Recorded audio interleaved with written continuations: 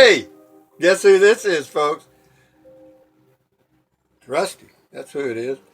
And this is May the 23rd, 2016. And I can't think of anything to do, so I'm going to do something that I've done before. Let's take a look at the news. I can make fun of the news because I was in the business for 10 years. I did. I worked at a newspaper for 10 years.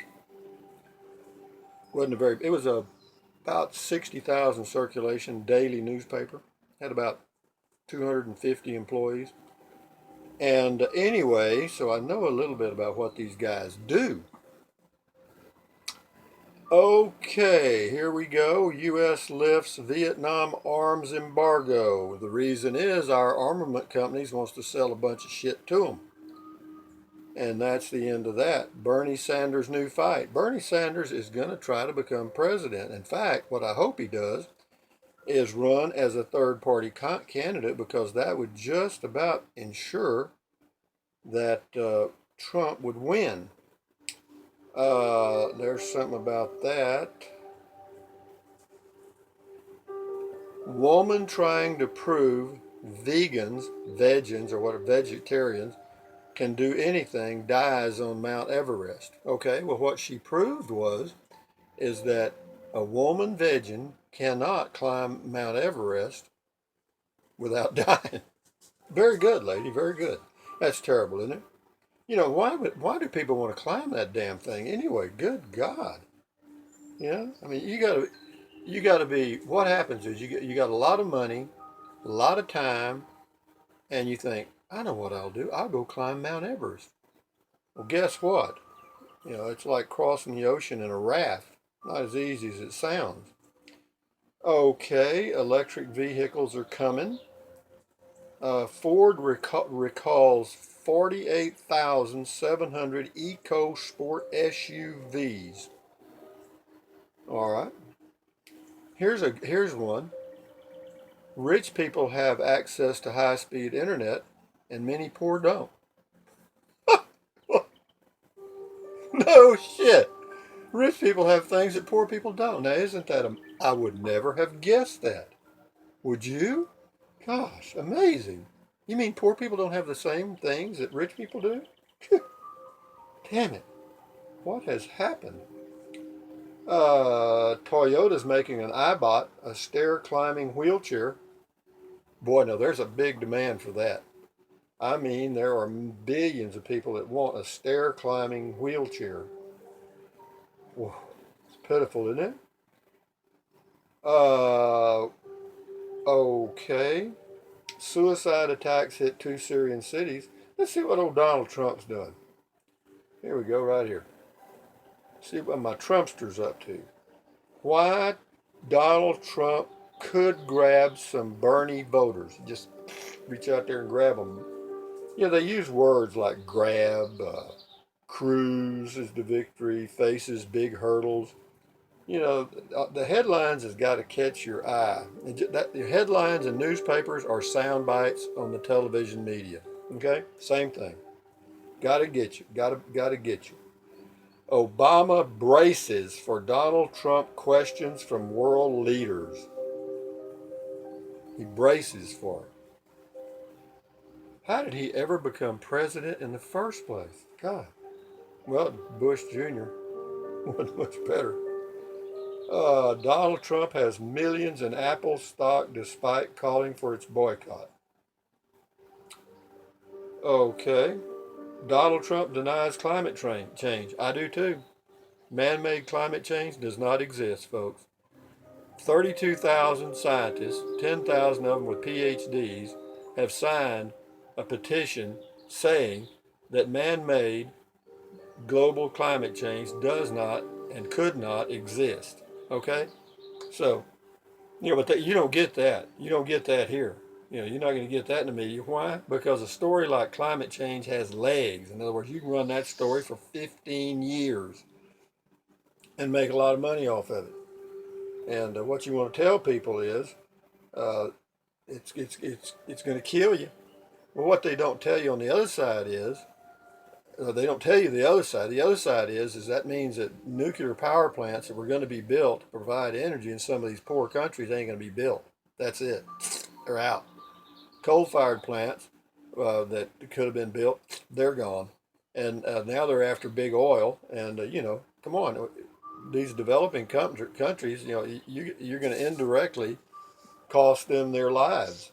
Okay? Donald Trump's position on climate change should concern everyone, according to Al Gore. The movie he made, or the documentary, the one called Inconvenient Truth, was total bullshit. Okay? And if you don't believe me, go on YouTube and check out some of these videos or documentaries that are done from the other side explaining why it ain't happening. There's a lot of it. It's political, that's all. He thought he could get elected on that platform, and it didn't work. Okay, let's see what we got. We got Mount Everest here. I know y'all don't. This video is not going viral, okay? None of them ever do. Do I care? No.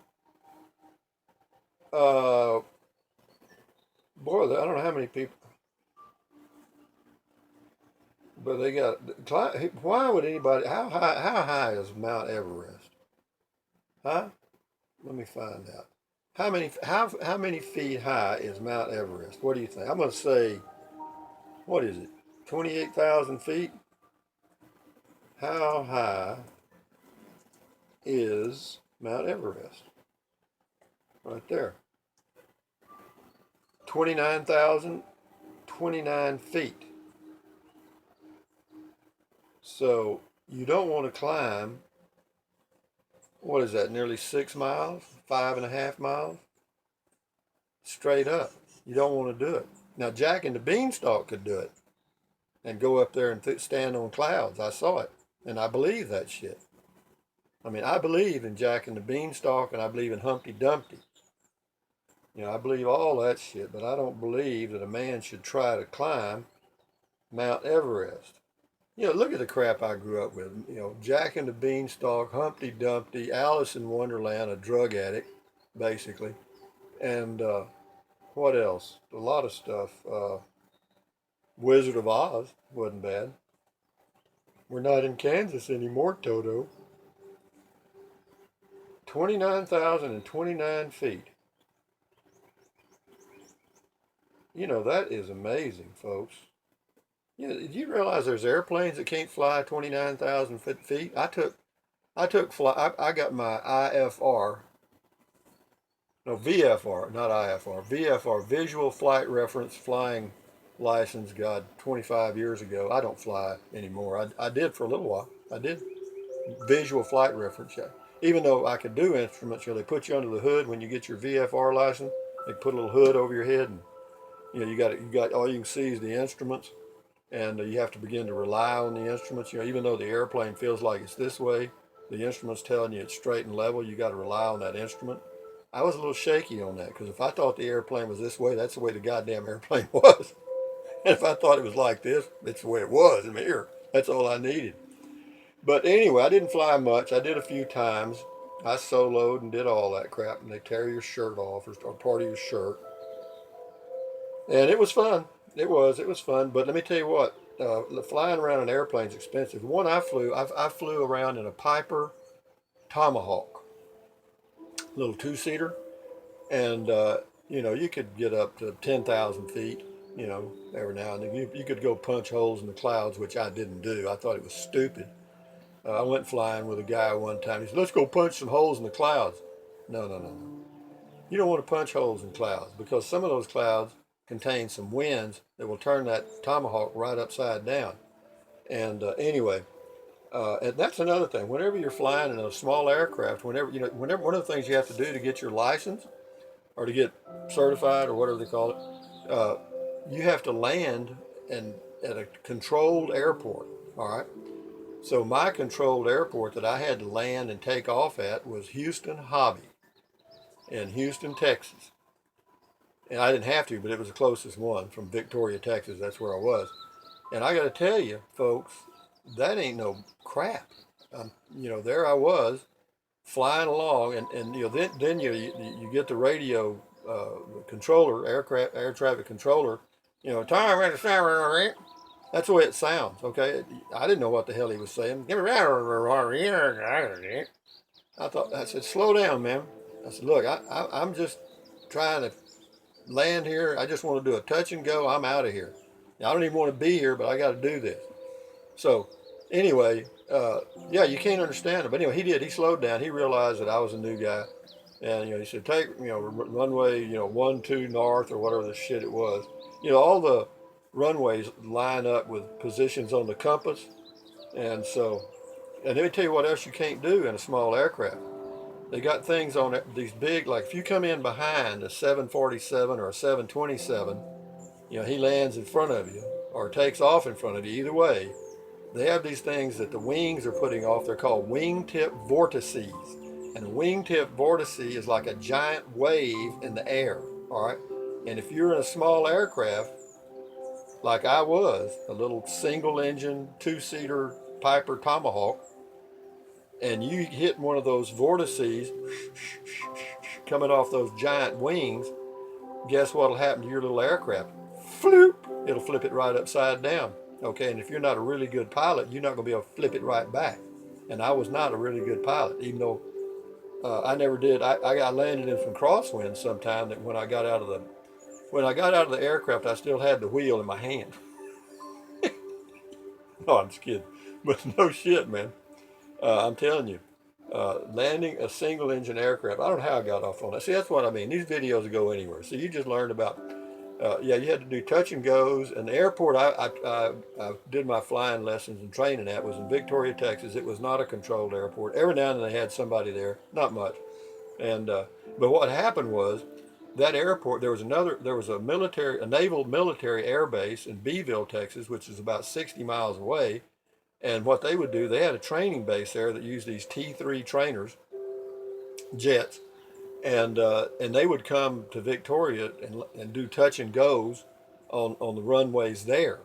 Well, here I am in a little Piper Tomahawk, and I'm VFR, visual flight reference, so I'm looking around to be sure I'm not going to crash into somebody, and that's one of the things you were supposed to do. You had to continue to kind of keep your head on a swivel to be sure that you weren't going to run into anybody. Also, you weren't supposed to fly right down highways because everybody else was doing the same thing. It was VFR, and you'd vary your elevation and stuff. And it was like winning the lottery whether or not you crashed. Nobody ever did because there's a lot of space up there. But whenever I was landing at the airport in Victoria, Texas, and that was tough because, if a trainer was, they'd just come in right behind you. They'd come right over you and land right in front of you and touch and go.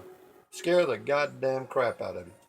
But be that as it may, I did land in a pretty good crosswind one time, and it wasn't too much longer after that old Rusty gave up flying, and the reason was two reasons. One is it's expensive. It's not, you can fly to places you can't afford to be, okay? And so that was one of them. And the other one was, I don't care how well you do your checklist before. You've got a pre-flight checklist. You've got a pre-takeoff checklist. You've got a landing checklist. And if you don't do it, you're in trouble because those checklists are there for a reason. And anyway, I didn't feel all that comfortable. I don't think I was intended to be a pilot, so therefore that was the end of that crap, and that's the end of this video. So anyway, enjoy your day. Carpe diem. Adios, amigos. Bye. Bye.